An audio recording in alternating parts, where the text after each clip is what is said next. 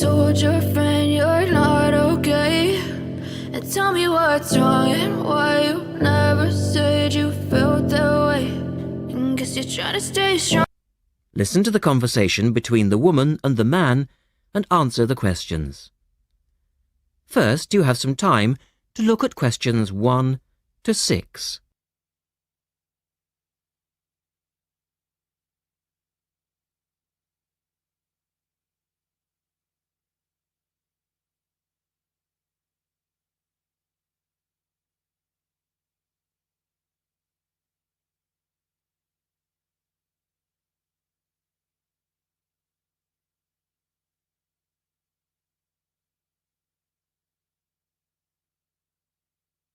You should answer the questions as you listen because you will not hear the recording a second time. Listen carefully and answer questions 1 to 6.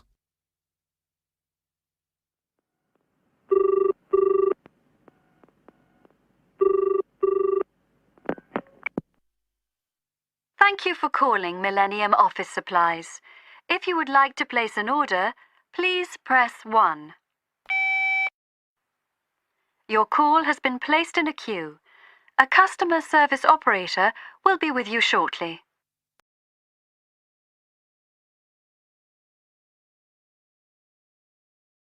Gina speaking. How can I help you?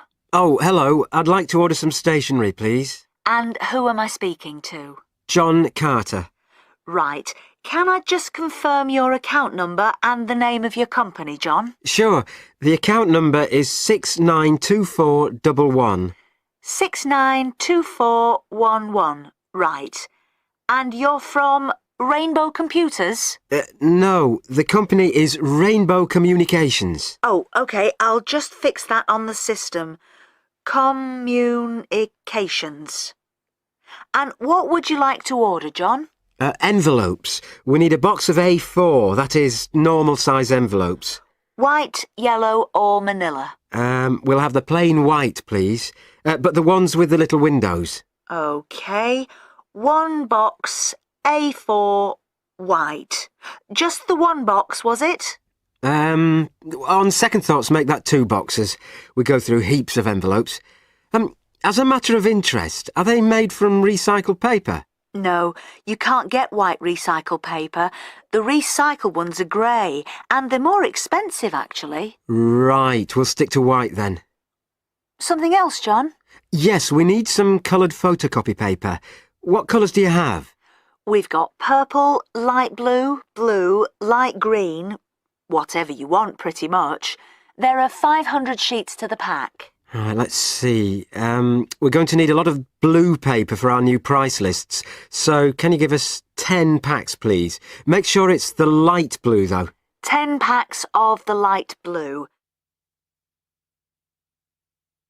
The woman asks the man if he needs anything else. To 10.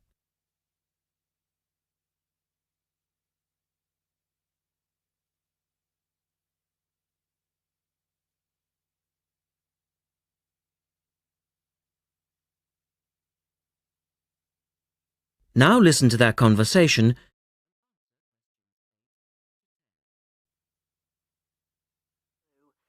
Anything else that we can help you with? Let me think. What else do we need? I'm sure there was something else. Pens, paper clips, fax paper, computer supplies, office furniture? Oh yes, we need floppy disks. Do you have those nice coloured ones? Yes, but they're a bit more expensive than the black ones. Oh, that's all right. I'm not paying anyway. Right. Floppy disks. And what about diaries for next year? We've got them in stock already, and it's a good idea to order early. No, I think we're all right for diaries. But something we do need is one of those big wall calendars. You know, one that shows the whole year at a glance. Do you stock those? We certainly do. OK, can you include a wall calendar then, with the other stuff? Just make sure it's got the whole year on the one side. Sure. And do you have a copy of our new catalogue? No, I don't, but could you send one? Yes, I'll pop one in with the order. You'll find it a lot easier to remember what you need if you have our catalogue in front of you next time. Yes, good idea. And when can you deliver this? Should be with you tomorrow morning. Can you make sure that it's not after 11:30 a.m? Because I have to go out at 12. There's only myself here on Fridays. Fine. I'll make a note on the delivery docket that they should deliver before 11:30. Thanks very much. Thanks.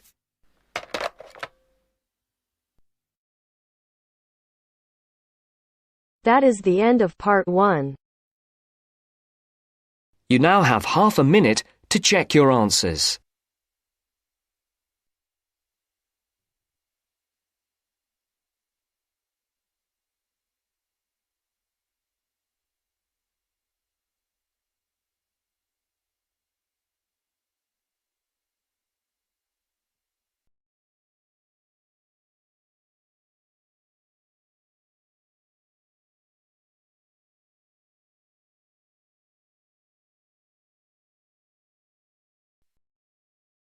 Now turns to part 2. Part 2.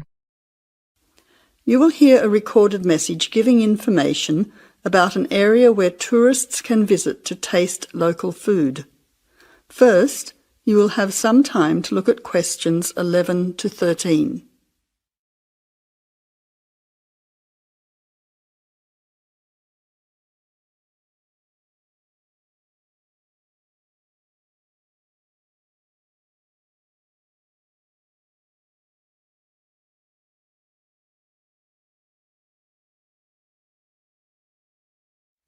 Now listen carefully to the first part of the message and answer questions 11 to 13.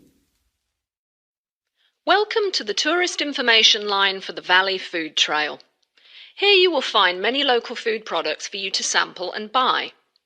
It is possible for you to spend as much or as little time as you want, but I suggest that you allow a full day for touring this area. Of course, there are many half-day tours available for those of you short on time. Now, it's quite a large area and stretches from Brookville to Ford Hill. For those of you unfamiliar with the area, that means that it is 10 kilometres to 35 kilometres from the city centre, or by car 15 minutes to the closest point, continuing to 55 minutes at its furthest point from the CBD.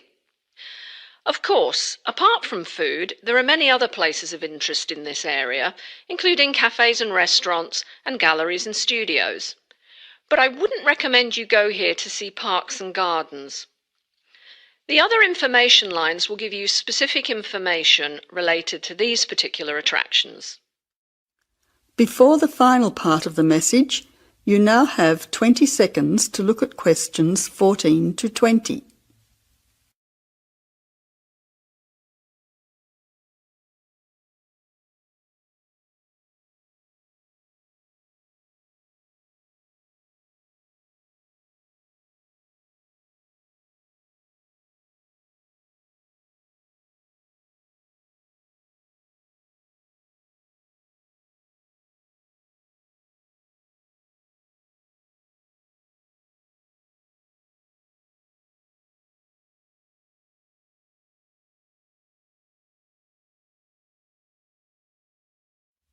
Now answer questions 14 to 20.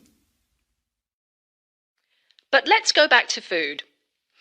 If we begin in Brookville and head north towards Upper Valley in a clockwise direction, passing West Valley on West Road, we cross over Coast Road to come to our first place of interest, Magic Coffee. This is not to be confused with the Coffee House, situated opposite on the other side of the valley on the railway line. Magic Coffee is next to the Chocolate Company, which is on the corner. Just past the ice cream shop on the corner of John Street is the Fresh Produce shop. A little further north, we have reached Ford Hill, where we can start our drive southwards along Great Northern Highway following the railway line. First, we come to the organic market near the corner of Memorial Avenue, and then to Olive Farm opposite Olive Road. Just before we come to the next street crossing, we see the Honey Pot, which is practically opposite the coffee house. There is another chocolate company which sells nougat as well, just nearby. Following the railway line along Great Northern Highway, we return back to Brookville. Now, as I have said previously, If you only have a few hours to spare, there are several places that you shouldn't miss. The two chocolate places make equally nice chocolate, but the factory has the added bonus of nougat, unlike the company. Of course, everyone loves ice cream, especially unusual flavours such as coffee and nougat, so the ice creamery is definitely worth a visit. And while the coffee house sells expertly made hot drinks, including hot chocolate, I think your time would be better spent sampling the many products on offer at the organic market. Well, I hope you enjoy your time visiting the Valley Food Trail and enjoy all the wonderful local foods on offer.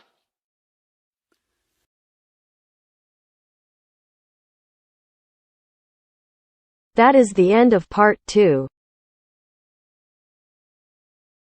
You now have half a minute to check your answers.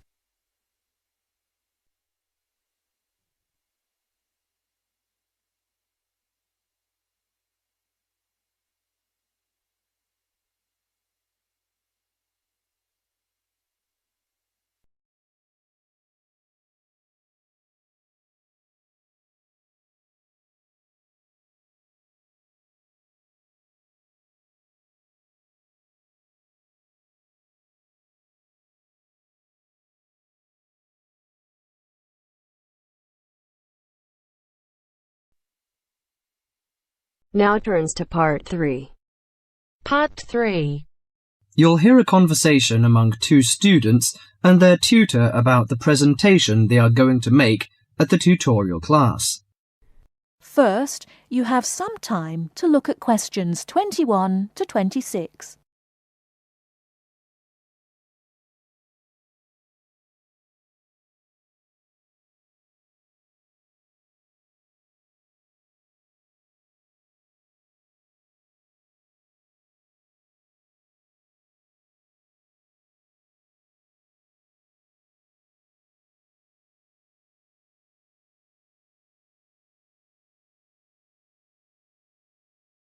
Now listen carefully and answer questions 21 to 26.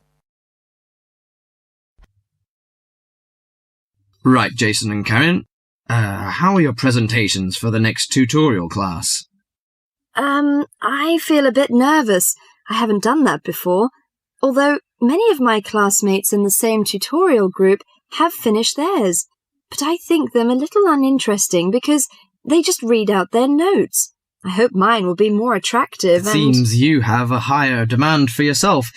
As for me, I have no sense of uneasiness because I made one last semester. But I feel no sense of satisfaction about it. It lacked strong arguments, I think. How much did you get for the last presentation, Jason? 83% actually, but my goal for the next one is over 87%. It's pretty good. What is your topic for this one? Strategies for reading. I feel my biggest problem is in the reading speed, rather than vocabulary, which is most students' problem, though. I am slow, especially in reading articles on my major courses. They are complex and dull.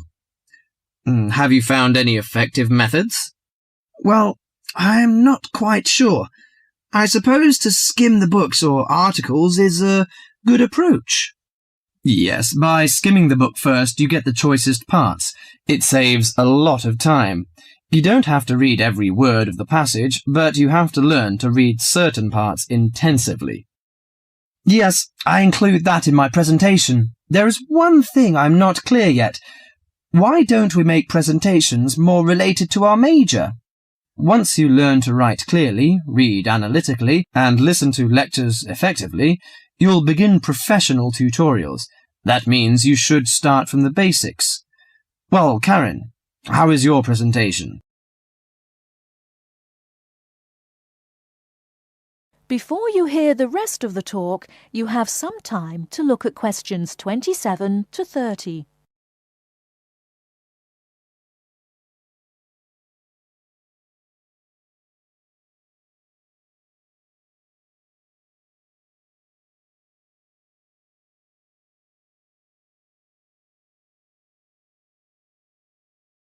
Now listen and answer questions 27 to 30. Oh, Karen, how is your presentation? I am still in a panic. I want to find some more interesting topics about writing, but I wonder what articles I can refer to, because there are so many of them. Did you get the list of the reading materials handed out last class? Yes, but there are over 20 on it. I have only a week to prepare, so I wonder if Okay, you can... let me give you some suggestions. You needn't read them all because some of them deal with the same issue. The article by Halsworth is really worth reading. It covers the aspects of organising the thoughts and ideas. Okay, Halsworth. You should also read the article by Jackson, but just look at the part on research methodology, how they did it. Right, I'll read that one. You should also read the article by Fisher, but just look at the part on the writing plan. That is, how to plan your writing in a systematical way. Okay, Fisher, got that. And if you have time, the one by Risewell says very relevant things. It teaches how to title your articles and make it appealing. You should finish the whole book. Okay. Now, the one by Burns, if I were you, I wouldn't bother with the whole passage. Just read the conclusion, which summarizes the use of rhetoric. Oh, now I understand. Thank you very much. That is the end of part 3. You now have half a minute to check your answers.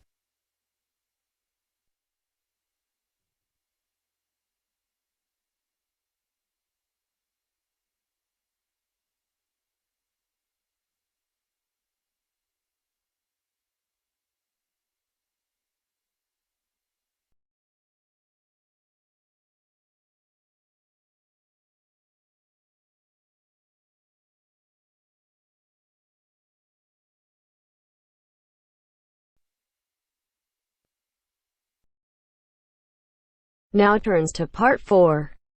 Part 4. You will hear part of a lecture on the current and future use of mobile phones. You now have 30 seconds to read questions 31 to 35.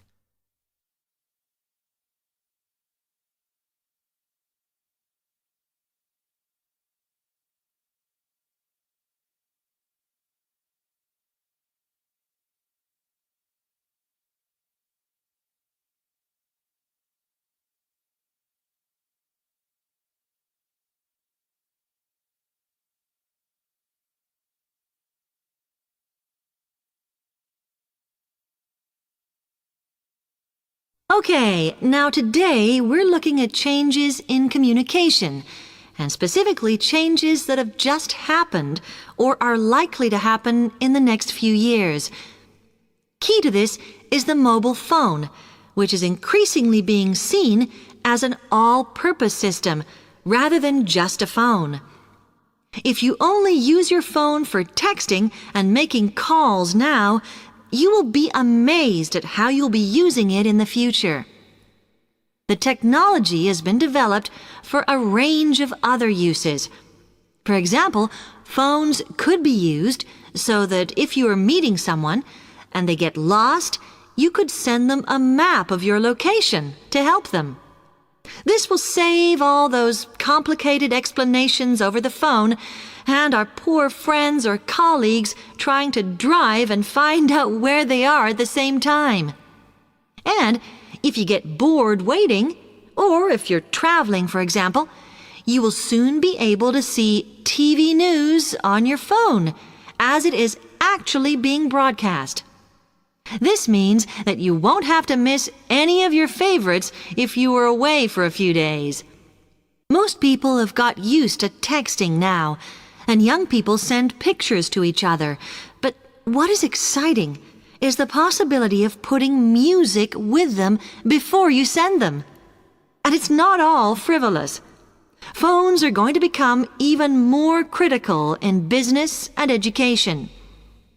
Some recent developments have a highly practical usage. So, for example, as lecturers, we will be able to send everybody a text to let them know if lectures have been cancelled. And the new phones could have a further use in education, as well as business, as they will enable us to go to any destination such as when we are doing a field trip, for instance. And from there, to send data directly to a computer so that we can access it when we get home. This means we will no longer be limited by what the phone can store. You now have 30 seconds to read questions 36 to 40.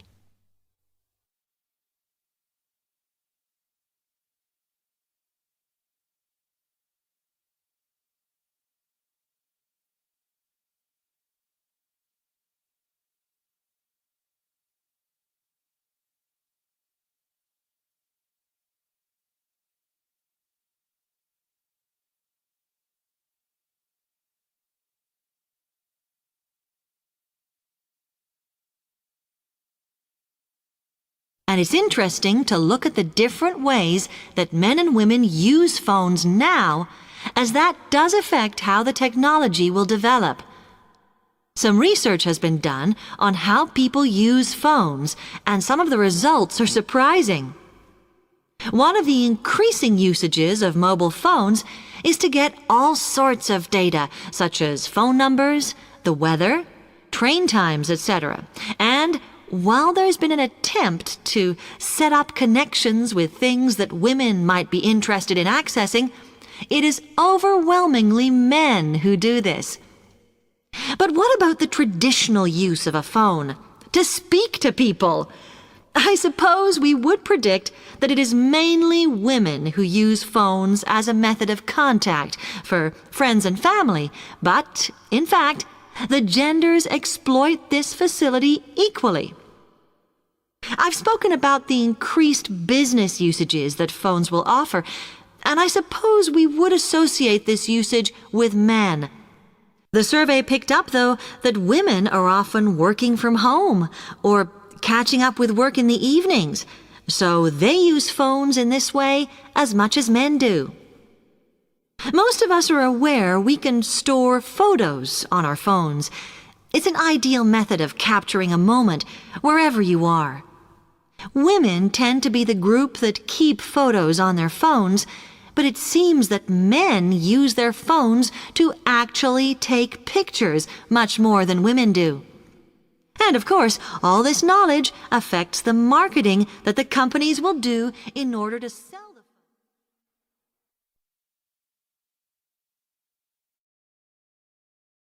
That is the end of part 4. We'll go